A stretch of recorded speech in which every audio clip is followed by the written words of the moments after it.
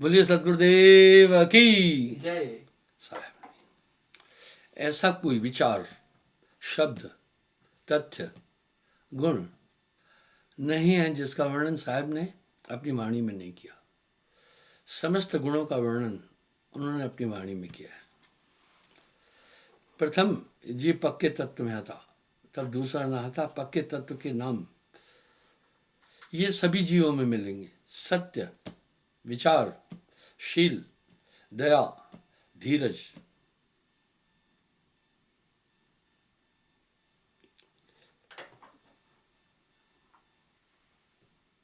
अर्थात अगर आप देखेंगे तो ये सब जीवों में सिद्धांत रूप से मिलते भी हैं। पहले पक्की 25 प्रकृति में था। सत्य की प्रकृति है निर्णय। हर आदमी तो निर्णय कर रहा है, आप देखिए ना, सब कुछ तो भरा पड़ा है ना। सबकी गठरी लाल है, कोई नहीं कंगाल। निर्बंध, प्रकाश,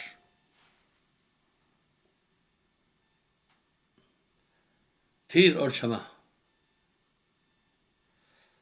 विचार की भी 5 प्रकृति है। अस्ति नास्ति पद में भान, विचार, शुद्ध भाव, सत्यता। ये भी सभी में है। भाई विचार तो सब कर रहे हैं। और शील की भी 5 प्रकृति है। क्षुधा, निवारण, आपको शांत रखता है। प्रिय वचन, इसलिए गोस्वामी जी भी तो रामायण में कह रहे हैं ना, भक्ति स्वतंत्र सकल गुण खानी, बिन सत्संग न पावे प्राणी। शांत बुद्धि, प्रत्यक्ष पारक, सब सुख प्रकट। दया की प्रकृति, आद्रोह है। मान लीजिए आपको किसी से नफरत हो गई है, आप द्रोह कर रहे हैं, लेकिन जब अंदर दया आई तो सब बात खत्म हो जाती है। आद्रोह, मित्रजीव, सम और अभय, समदृष्टि। धीरज की भी 5 प्रकृतियां है। मिथ्या त्याग, सत्य ग्रहण, निसंदेह, हंता स्नेह, अचल। ये 5 तत्व की 25 प्रकृति है। तामे हंसा का वास था।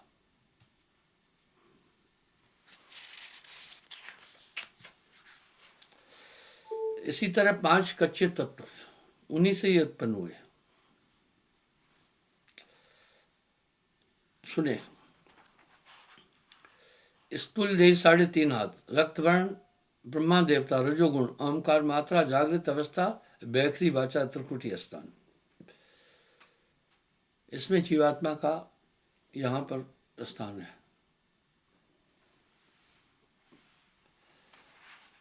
जल तत्व की खिचड़ी मुद्रा, कपिल मार्ग, घटाकाश, नेत्र स्थान, सत्यलोक, विश्व अभिमानी, गायत्री प्रथम पद, क्षर निर्णय, बड़वाग्री, विषयानंद आदि।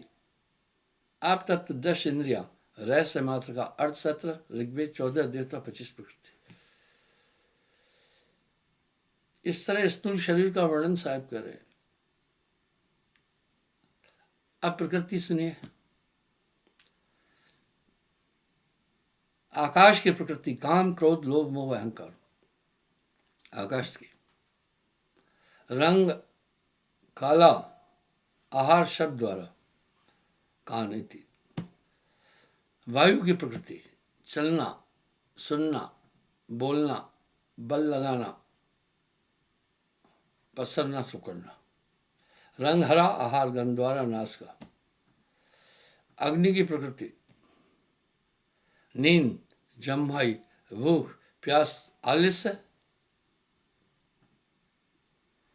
नींद, जम्हाई, भूख, प्यास, आलस्य। रंग लाल, आहार देखना द्वारा, आंख। जल की प्रकृति, रक्त, पसीना, थूक, मूत्र, वीर्ज। रंग श्वेत, आहार मैथुन द्वारा लिंग। पृथ्वी की प्रकृति, हार्ड, मांस, नाड़ी, चाम और रोम, रंग पीला द्वारा गुदा इति 25 प्रकृति।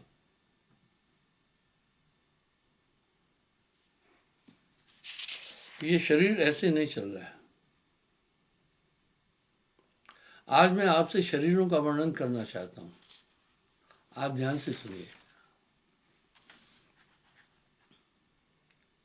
14 देवता, इसको मुस्लिम भी कह रहे हैं 14 फरिश्ते। मन के देवता चंद्रमा, बुद्धि के देवता ब्रह्मा, चित्त के देवता नारायण, अहंकार के देवता शंकर, नेत्र के देवता सूर्य, कान के देवता दिशा, वाचा के देवता अग्नि, त्वचा के देवता वायु, नाक के देवता अश्विनी कुमार, जीभ के देवता वरुण, हाथ के देवता इंद्र, पांव के देवता उपेंद्र, लिंग के देवता प्रजापति ब्रह्मा, गुदा के देवता यम, मुक्ति सालों के इति स्थूल देही विस्तार। आप शरीर को अभी सोचिएगा। मैंने कल भी यूएफओ पर बात की थी, एलियंस पर।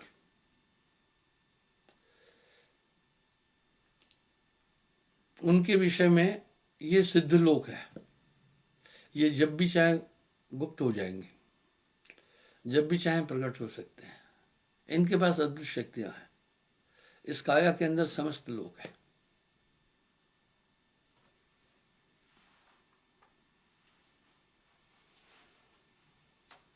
सूक्ष्म देही, लिंग देही अंगुष्ठ बराबर, ओंकार मात्रा, श्वेत वर्ण, विष्णु देवता, स्वप्न अवस्था। आप जब स्वप्न में जाते हैं लिंग देही मिलती है, वो अंगुष्ठ प्रमाण है। देखिए उसका भी तो वजूद है ना आपके जीवन में। आप देखते हैं हर इंसान अपने जीवन का 1/3 हिस्सा सोकर गुजारता है। आत्मा का सोने जागने से कोई मतलब नहीं है। आत्मा का आहार मैथुन से कोई मतलब नहीं है। ये तो 25 प्रकृतियों के कारण आत्मा बंधी है। ये पिंजड़ा नहीं तेरा हंसा, ये पिंजड़ा नहीं तेरा। और इसमें पंच ज्ञान इंद्रियां, पंच कर्म इंद्रियां और जड़ हैं। जीव प्रताप से चैतन्य होते हैं, ताते जीव कहते हैं इस इति। क्योंकि प्राणेन धरित जीवेशु, पूरे शरीर की प्रक्रिया ही आत्मा के बल से होती है। ये देही आपको मिलती है निद्रावस्था में। हर आदमी अपने जीवन का 1/3 हिस्सा नींद में गवाता है। अब कारण देवी देही, कई बार आपने देखा हुआ, आप बैठे बैठे कहते हैं आज चाचा जी घूम रहा है हमारे पास।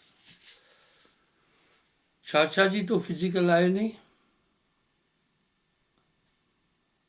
वो कारण देही में आए और वास्तव में थोड़ी देर बाद तो वो आपको हाजिर हो जाते। 6 शरीर है। विविध मोक्षों में भी वो 6 शरीर अलग अलग प्राप्त होते हैं।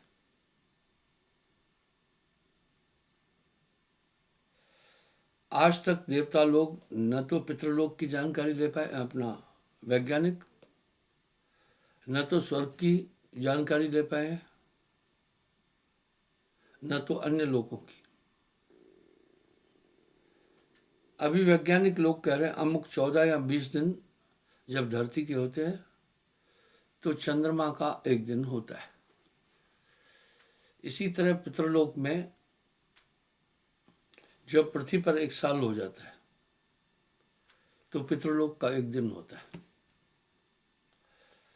मुझसे किसी ने श्राद्धों के विषय में पूछा तो मैं नामियों को कहता हूं आपको इसकी जरूरत नहीं है। आपकी भक्ति से आपके पितर तर जाएंगे। अगर तुम्हें पितर तर्पण करना है, भंडारा कर दो एक। मैं भी वैसा ही करता हूं, नहीं तो लोग आपको तंग करते हैं, बाकी कुछ भी नहीं है। लेकिन सवाल उठा, जब पितरों को आहुति देते हैं, शर्त है ब्राह्मण हो या कोई ज्ञानी पुरुष हो, इसका मतलब है उसकी देही में उस समय पितर आ जाता है। पितृलोक बड़ी दूर है, वैज्ञानिक लोगों की वहाँ पहुँच नहीं है। स्वर्ग भी बड़ी दूर है। कोई अगर नादानी से कहे ये नहीं है तो वो बेवकूफ़ है, क्योंकि संसार के जितने भी क्लासिकल प्रचलित धर्म हैं सब ने स्वर्ग और नर्क को भी माना है और ईश्वर के अस्तित्व को माना है। ये तर्क युक्त तर्क संगत बात है। तो यानी पितर आहुति देने के साथ उसकी बॉडी में आते हैं, तब खाते हैं। जो आप खा रहे हैं वो उनको मिलता है थोड़ी देर। शर्त यह है कि जो आहुत करने वाला है वो इसके काबिल हो, उसको आहुत करने की कला हो, आपके पितरों को बॉडी में लाए। अब मुझसे एक आदमी ने पूछा,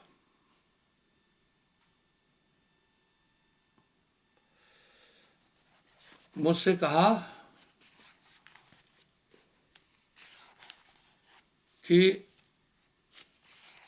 पितृलोक में एक दिन तो आ लो, आपने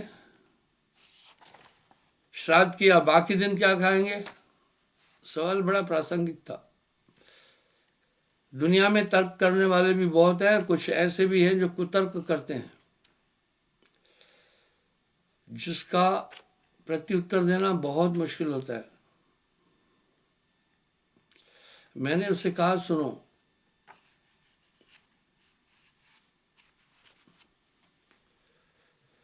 जब धरती पर 1 वर्ष होता है तो पितृलोक में 1 दिन होता है।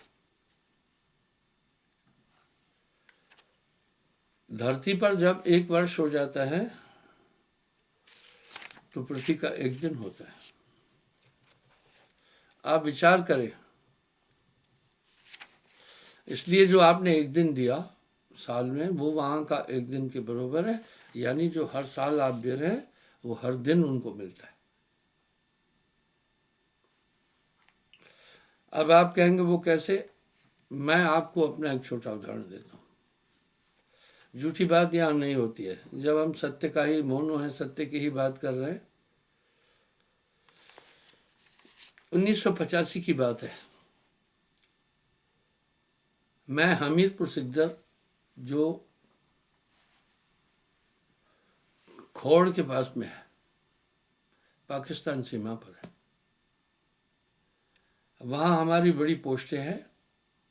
वहाँ IB है, इंटरनेशनल बाउंड्री। उससे उत्तर में जब चले जाते हैं फिर LOC आ जाती है। ये चकला से शुरू होती है। तो जब छुट्टी जाना होता था तो हमारा बेस हेडक्वार्टर हमीरपुर गांव के साथ था। तो छुट्टी जाने वाले जवान क्या करते थे, कागज़ वगैरह, रेलवे वारंट, तनख्वाहें, ये सब कुछ कलेक्ट करते थे वहाँ आकर, क्योंकि आगे पोस्टों पर इतनी एक्टिविटी नहीं होती है।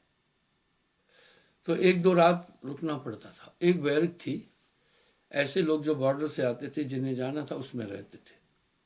बैरकें वहाँ काफ़ी थी, पर एक बैरक ट्रांजिट टाइप थी, और जो छुट्टी से आते थे वो भी उधर आकर रुकते थे। आपको बताता हूँ, रात के 12 बजे के आसपास मैं ध्यान में बैठा, दीवार से टिक कर बैठा, सर्दी का मौसम था। मैंने देखा गेट से एक आदमी अंदर आया और दाहिने हाथ पर चारपाई थी जिस पर एक जवान लेटा था, उसमें घुस गया।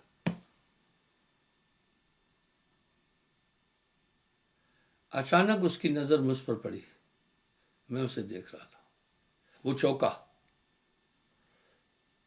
और एकदम गुम हो गया। विदिन नो टाइम गुम हो गया। ठीक है। अभी वहां रहने वाले लोग हमेशा कहते थे कि रात को यहां भूत आता है, और एक दूसरे से बात भी करते थे। जब उस रात नहीं आया तो मुझे 2-3 रात रुकनी पड़ी थी। आपस में वो जवान कह रहे थे आज भूत नहीं आया, नहीं तो सुबह पूछते थे किसके पास आया था, सोते में ही आता था। उसमें एक जानकार था, मुझे जानता था, उसने उसको मेरी तरफ इशारा करके, दूर था मैं, बोला जब तक ये आदमी यहाँ रहेगा नहीं आएगा वो भूत। अब यहाँ एक सवाल उठा कि प्रेतों में कितनी ताकत होती है। 1 मिनट में गुम हो गया, 1 क्षण में गुम हो गया। एलियंस भी ऐसे ही एक शरीर है। यूएफओ पर अभी दुनिया में बहुत तहलका मचा है। तो इस तरह से वो शरीर प्रेतों को भी प्राप्त होता है। मैं यहां एक चीज आपको दिखाना चाह रहा था।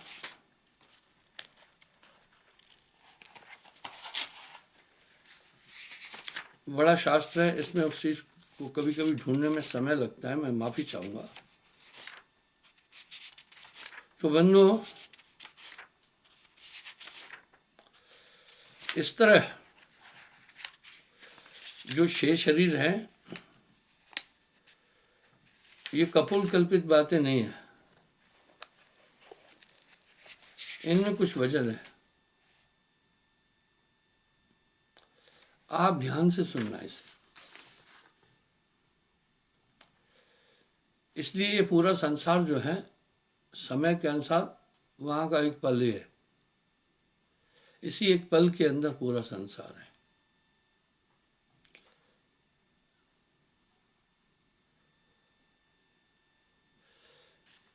साहब की और गोरखनाथ की गोष्ठी हुई। लंबा प्रसंग है, इतना समय नहीं है, शॉर्ट में बोलूंगा।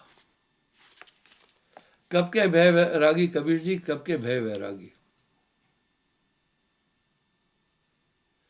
जब फिल्म बनती है, स्क्रिप्ट पहले लिखी जाती है, पात्रों को पहले तैयार किया जाता है, संगीतकार को, बाकी चीजों को। इस तरह ये संसार एक नाटक है, ये स्क्रिप्ट लिखी हुई है। इंसान की जिंदगी की भी स्क्रिप्ट पहले लिखी जाती है, बाद में जन्म मिलता है। इस पर साहब एक शब्द कह रहे हैं, पहले बनी प्रारब्ध पाछे बनी शरीर। गोरखनाथ जी साहब से एक प्रश्न पूछ रहे हैं, कब के भय वैरागी कबीर जी, कब के भय वैरागी। आप सुनिएगा। मैंने हजारों बार ये कहा है कि ये पुस्तक की संरचना और संयोजन मेरे द्वारा नहीं हुआ है, स्वामी योगलानंद परमहंस जी ने इनको संग्रहित किया है। नाथ जी हम जब से भय वैरागी, मेरी आदि अंत सुध लागी। ढूंढूकार आदि को मेला, नहीं गुरु नहीं चेला। कह रहे हैं उस समय गुरु भी नहीं था, चेला भी नहीं था। तब का तो हम योग उपासा, तब का फिर अकेला। धरती नहीं जद की टोपी, दीना ब्रह्मा नहीं जद का टीका। शिव शंकर से योगी नाही, जद का झोली सिक्का। ये आदि नहीं थे। द्वापर की हम करी फावड़ी, त्रेता को हम दंडा। सतयुग मेरी फिरी दुहाई, कलयुग फिरू नौखंडा। गुरु के वचन साध की संगत, अजर अमर घर पाया। कहे कबीर सुनो हो गोरख, जब हम तत्व लखाया। अब कह रहे हैं जो बूझे वो बावरा। गोरखनाथ जी को कह रहे हैं जो पूछ रहा है वो पागल है। जो बूझे सो बावरा, क्या उम्र हमारी, हमारी उम्र क्या है, क्या पूछना। असंख्य युग पढ़ गए, तब का हूं ब्रह्मचारी। देखिए साहब के एक शब्द में आता है, चदरिया झीनी रे झीनी। ध्रुव प्रहलाद सुदामा ने ओढ़ी, निर्मल कर दीनी। पर दास कबीर ने ऐसी ओढ़ी, ज्यों की त्यों धर दीनी। चदरिया ज्यों की त्यों धर दीनी। आप विचार कर सकते हैं।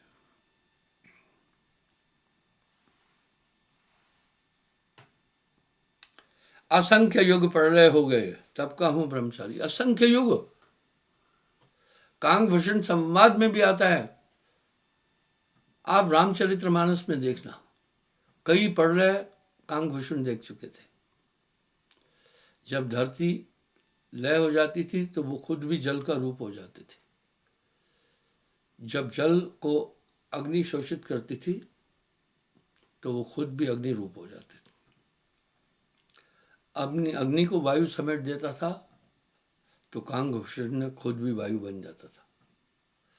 वायु को आकाश विलोम करता था, वो खुद भी आकाश बन जाता था। पांचों तत्व लय होने पर शून्य रहती, वो शून्य में चलता था। इसलिए कई प्रलय कांगभूषण ने भी देखी। इसका प्रमाण रामायण में मिलता है। इसी तरह साहब कह रहे हैं, मैं कई कोटिन प्रलय देखा हूं। मैं असंख्य युग प्रलय गए तब का हूं ब्रह्मचारी, कोटि निरंजन हो गए परलोक सिधारी। अब साहब कह रहे हैं करोड़ों निरंजन हो गए तब का हूं ब्रह्मचारी। 10 कोटि ब्रह्मा भय 9 कोटि कन्हैया। बोल रहे हैं मेरे आगे 10 कोटि ब्रह्मा जी हुए, 9 करोड़ कन्हैया, 7 कोटि शंभु भय मेरी एक पलैया। 7 कोटि शंभु भय मेरी एक पलैया। कोटिन नारद हो गए मोहम्मद से चारी, देवतन की गिनती नहीं क्या श्रेष्ठ विचारी। नहीं बूढ़ा नहीं बालक नहीं भाट भिखारी। वाह, कह रहे ना मैं बूढ़ा हूं, ना बालक हूं, ना भाट। न कहे कबीर सुनो गोरख यह है उम्र हमारी। उम्र का अंदाज तो विचारों से संकल्प से होता है, और पृथ्वी की गति और सूर्य उससे होता है।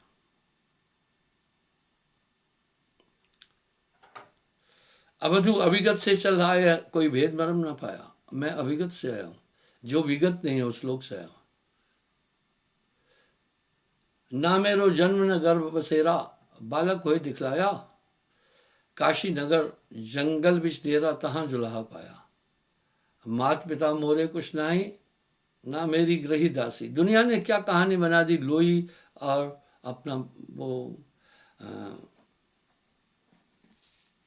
कमाल और कमाली, उसका उल्लेख मैं कई बार कर चुका हूं।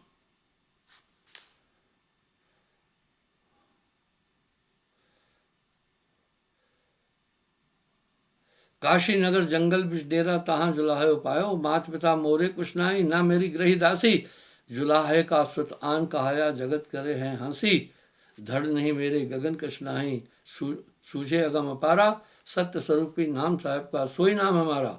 अजर दीप नहीं गगन गुफा में, तह नहीं वस्त्र हमारा। ज्योति स्वरूप अलग निरंजन, सो जपे नाम हमारा। वाह, अब यहां क्या करें, ज्योति स्वरूपी अलग निरंजन, सो जपे नाम हमारा। हाड शाम लौहू नहीं मोरे, हों सतनाम उपासी। तारन तरन अभय पददाता, कहे कबीर अविनाशी। और ये तो जानने के बाद दुनिया से ये दिखाकर चले गए, आई एम नॉट बॉडी।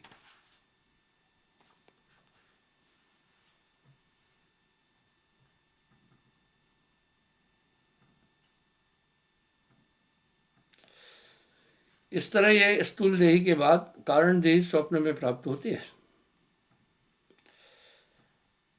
आप देखो स्वप्न में, मैंने कई बार बोला है, स्वप्न में आदमी का आत्मा का वास कंठ में होता है, कंठ स्थान।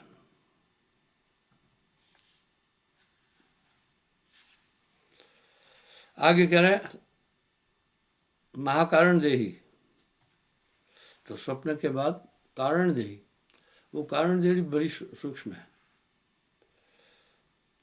महाकारण देही मसूर बराबर विकार मात्र का, नील वर्ण ईश्वर देवता, होंठ पीठ स्थान, परावाचा शून्य अर्धमात्रा, अथर्ववेद, वायु युक्त अगोचरी मुद्रा, ज्वाला काल मीन मार्ग, चिदाकाश अस्त्रलोक नाभि स्थान। मैंने कई बोला है। इसलिए ये जीवात्मा इन शरीरों में घूमता है। अब ज्ञान देही सुने, सुसंवेद उन्मन मात्रा स्थान और गुफा सदा शिवपूर्ण गिरी, अर्थात वो बड़ी वो है ज्ञान देही, बड़ी अद्भुत देही है। इस देही को प्राप्त करके काफी शक्तियां प्राप्त हो जाती हैं। यहां तक जीव कहता है अहम ब्रह्मस्मि। ये ज्ञान देही के लक्षण है। विज्ञान देही आकाशवत रूप रेख रहित, नहीं आवे नहीं जाए, नहीं उपजे नहीं विंचे, नहीं भीतर नहीं बाहर, ऐसा है। ये एक वो शरीर है। इसी विज्ञान देही द्वारा एक बार वशिष्ठ जी इंद्र के पास पहुंचे। इंद्र भयभीत हुआ। इंद्र ने कहा, तुम कौन हो? मानव, दानव, यक्ष, किन्नर, गंधर्व, मुझे कुछ नहीं मेरे सामने टिक सकता। आप कौन है? आप मुझे क्यों नहीं दिख रहे? वशिष्ठ मुनि ने कहा, हे देवराज इंद्र, मैं विज्ञान देही द्वारा आपके पास आया हूं।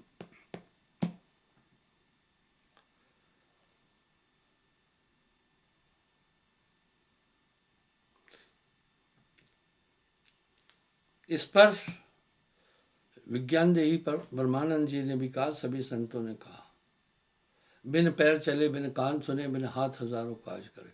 जैसे जैसे आप कंसंट्रेट हो जाएंगे, ऐसे ऐसे ये स्थूल शरीर छूटते जाते हैं।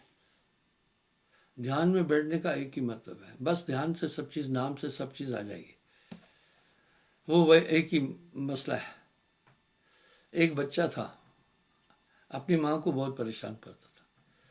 कभी कहता था क्रीम खानी है, कभी कहता था मक्खन खाना है, कभी कहता था कुल्फी खाना है, कभी कहता था खोआ खाना है, कभी कुछ कभी कुछ। उसके बाप ने कहा, बेटे सुन, तू अपनी माँ को बहुत परेशान करता है, तू ऐसा कर, दूध पी लिया कर, उसमें सब कुछ है। इस तरह सुमरण एक बेहतरीन एकाग्रता का आयाम है। तभी साहब कह रहे हैं, कबीर जाने संत जन, सुमरण सबको सुना है। जब तक संयम साधना, सब सुमरण के मां है। कबीर जाने संत जन, सुमरण सबको सुना है। इसलिए सुमरण में ये सभी चीजें आ जाती हैं। और ये देही इतनी तीव्र चालक है, एक पल में करोड़ों मील तक जा सकती है। ये 6 शरीर है। आगे साहब क्या कह रहे हैं? इसके आगे भेद हमारा। हाँ, कह रहे हैं इसके आगे हमारा भेद है। इस विज्ञान देही को केवल योगेश्वर अनुभव करते हैं, इसलिए जहां चाहे उसी समय प्रकट हो जाते हैं। और इन 6 योगेश्वरों में शिवजी प्रथम है और गोरखनाथ अंतिम। अब साहब यहां क्या कह रहे हैं? इसके आगे भेद हमारा। जानेगा कोई जानन हारा, कहे कबीर जानेगा वही जा पर कृपा सदगुरु की हुई। यह विद से यह जीव गिरा अपने रूप से, भोगे दुख सदीव जब लो लहे न भूप से। ये अज्ञान अवस्था है। जैसे मूर्ख बालक अपनी परछाई को देखकर दैत्य भाव से ग्रसित हो जाता है और डरने लगता है। भय निमूल है उसका, अज्ञानमय है। इस तरह ये देह धरे का दंड है। ये अज्ञानमय अवस्था है शरीर की।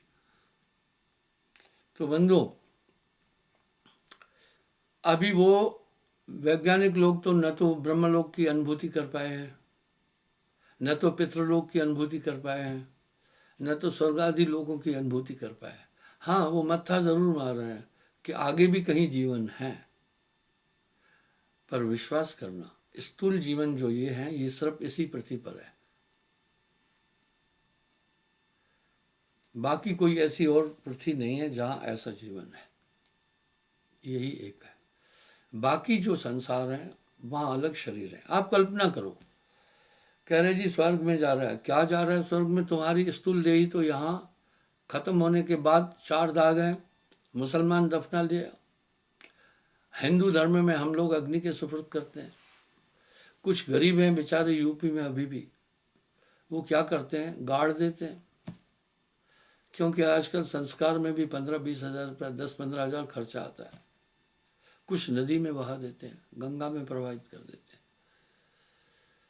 इस तरह हमारी स्थूल देही का अंत इस तरह से होता है।